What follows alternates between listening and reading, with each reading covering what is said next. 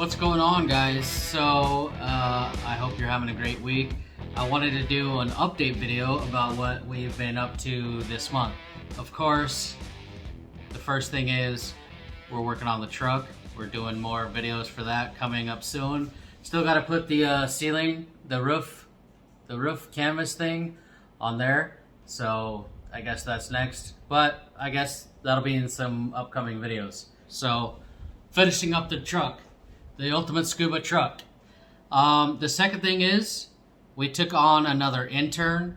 Where we announced kind of a scuba scholarship where we wanted to take somebody, a local Filipino that, you know, it's really expensive to get into this career, and we want to train them up from open water all the way up to dive master, instructor, all that, and really build up their career for the next couple of years. So we did that. That's going to be a whole nother video, so I'm not going to get too much into it. We'll introduce her, and we'll get into that later. But next up, so we got some exciting things happening, exciting news, onward and upward. Critter Republic still growing, and basically we're looking for a dive boat. Yeah, why am I looking for a dive boat? I'll get into that at the end of this video. Is it a good investment, bad investment? How am I doing it? I got a lot of people saying that there's two really happy days when you have a boat. It's the day you buy it and the day you sell it. So I'm pretty nervous, but yeah, I think it's going to be worth it in the end. But I'll talk about that at the end of the video. And for now, I just want to talk about our search for the ultimate dive boat. So I told some friends that we were looking for a dive boat, and we got about 1 million offers, photos, things like that, of people trying to sell their boats. And I said, that's not what I'm looking for. What I'm looking for is the ultimate business scuba diving shop boat.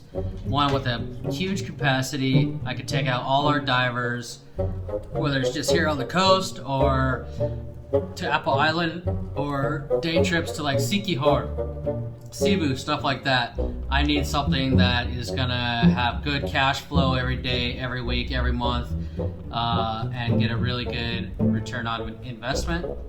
I'm not looking for like a kind of a yacht or a catamaran or what I would call like a midlife crisis boat that it would be fun to retire on, to live on later.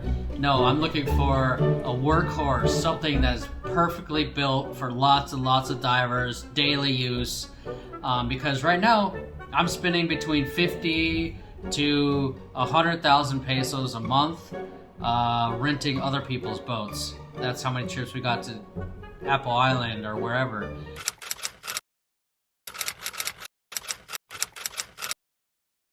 We put together a list of dive boats to go look at, and our first trip was to Bohol. Ayo!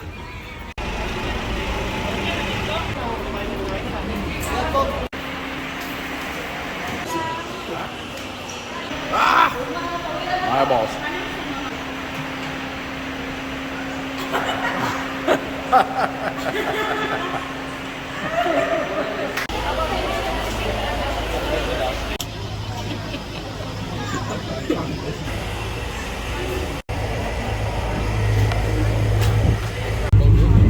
This one is bigger than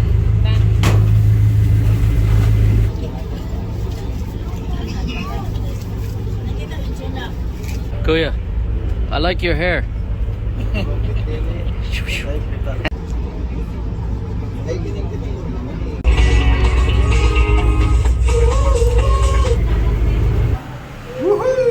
And then a short taxi ride over to our hotel. We stayed a few days looking at 2 different boats.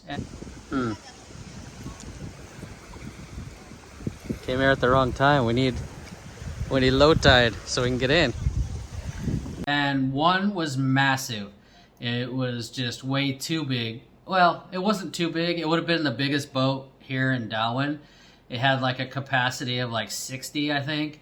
But it was more of a passenger slash party boat, and I wasn't really into it. And to be honest, it needed a new motor. So it was super expensive, and it still needed a new motor or a rebuild. So, his other boat was smaller, but still huge. It still has a capacity of like 65 or something. Oh yeah. Took a year putting me back together. Let's see if we can get started.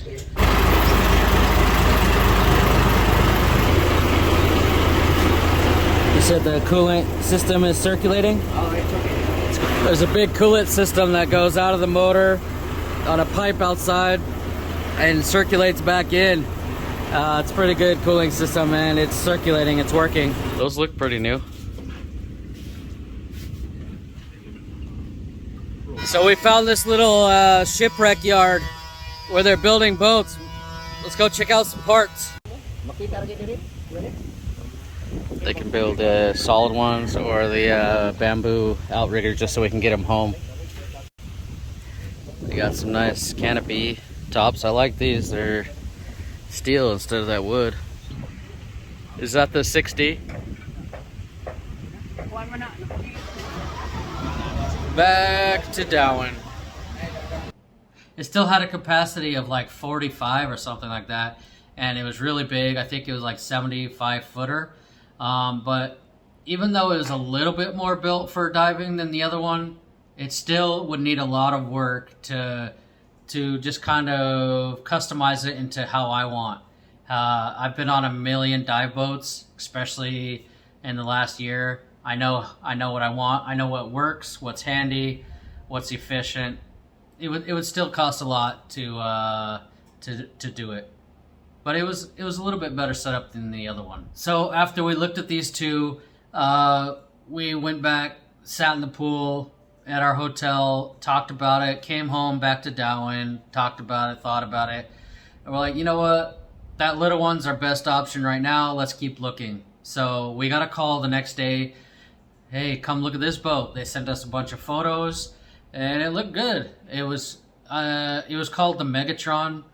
It looked good. They said it needed like a patch or something in the hull, which is not the worst. It depends on the price. So we went and looked at it, and it was a freaking nightmare. So somewhere out here is some dive boats for sale. Oh my God, this is a bad sign. It's on the freaking stairway to hell through the damn rainforest. Come to the Philippines, they said. Buy a dive boat, they said. I always pictured going boat shopping. You're like, you know, just like in the TV shows. They take you to these nice little docks and you just hop on one and then the other and you, And some girl like hands you champagne when you get on each deck. I didn't know I had to go through this highway from hell in the freaking rain. The last two boats, we had to take a hours and hours ferry and some driving and jungle treks. Okay, there it is. Yeah, kind of a waste of time. I mean, it doesn't even have the outriggers or anything, and in the photos, it looks brand new. Oh, it just needs a little paint work. What a freaking waste of time. Now I have to walk up the highway to hell again. Ugh. So this thing, I think the owner was even surprised how bad the shape this was in. It looked nothing like the photos.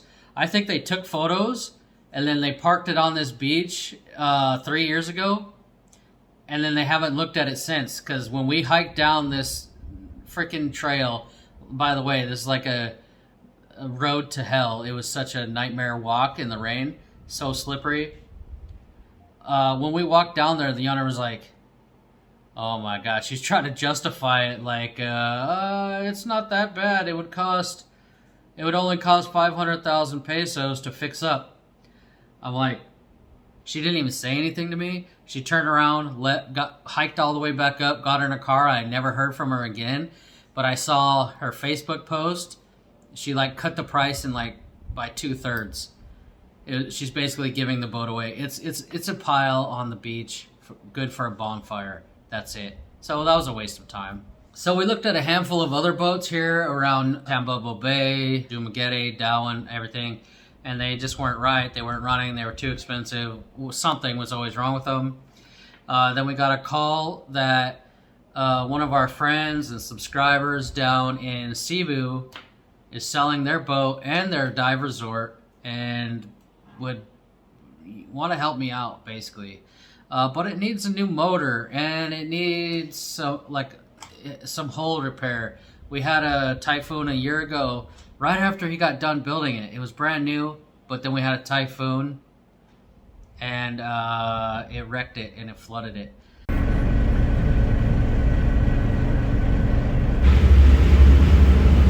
Time to go to Cebu.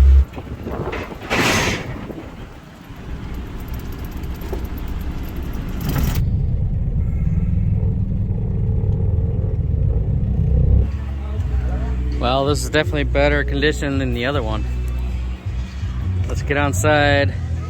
Let's get inside and check it out. It's actually not bad at all. I like how it's set up for diving. You can back up here and just unload your tanks with all your gear on it. You know, sit here, unload the tanks. You need a little strap so they don't fall over, but I like that. We were talking about that on the last one. It's actually set up a lot better than any of the ones we've seen so far. Well, we're checking it out everywhere. The engine, it needs a new engine, but we knew that before we got here. It needs some, the floor is a little squishy, but I gotta see if that's the timber or if that's the mat. Yeah, it needs a lot of work, but at the price, who knows? Yeah, I like it. I don't know what else to say. There's not a lot of patches underneath. There's a couple patches. So we would have to fiberglass line it, because that's the new law. We'd have to replace these outriggers with solid, not bamboo. That's a new law. And get it re-registered in my name in a higher capacity. So, I don't know. What do you think? I think. You like it? I like it.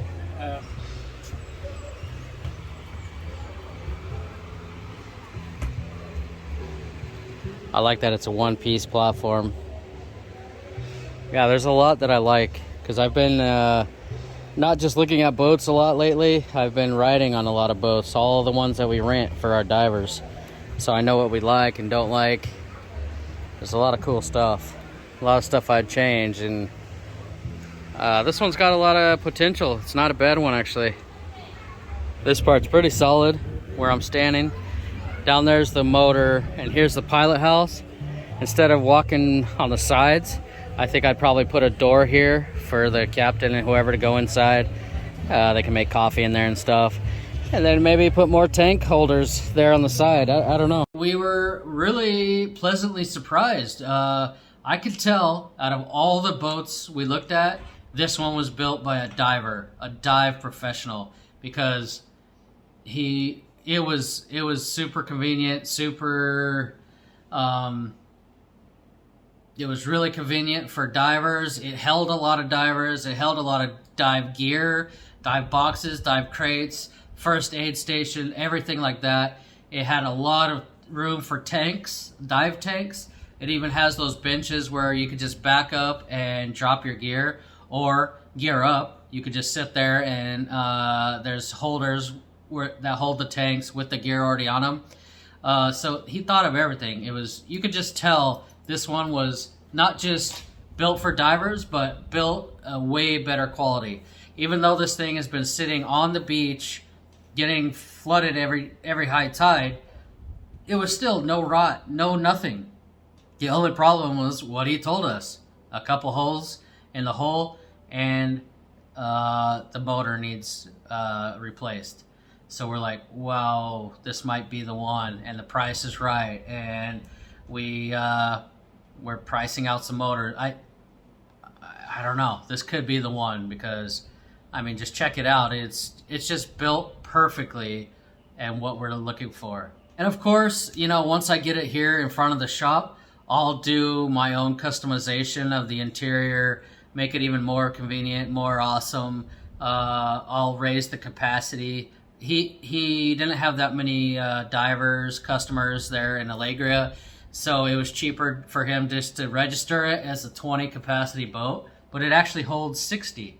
So what we're gonna do is we're gonna re-register it here in Darwin, which we have to do anyways. And when we rename it, re-register it, all that, we'll just set it at a capacity of 35 or 40, just so we could take as many people as possible legally out to Apple Island or wherever we go. We're all good with the Coast Guard. But yeah, once we get the motor in it and everything, we get it down here on my beach, I can totally redo it, redo the flooring, new mats, some woodwork, some more customization. I'll go into that in the future, but I think we found our boat. It's gonna take some work. I'm not just buying like a brand new yacht off the showroom from like Germany boat show, you know, brand new like that. But you gotta start somewhere. You gotta start somewhere. I hope you guys are into this series, because just building the dream, man. I hope I inspire somebody else in their 30s to work their ass off, be an entrepreneur spirit, and make it happen. So let's go. This next video, it's gonna be starting the refit.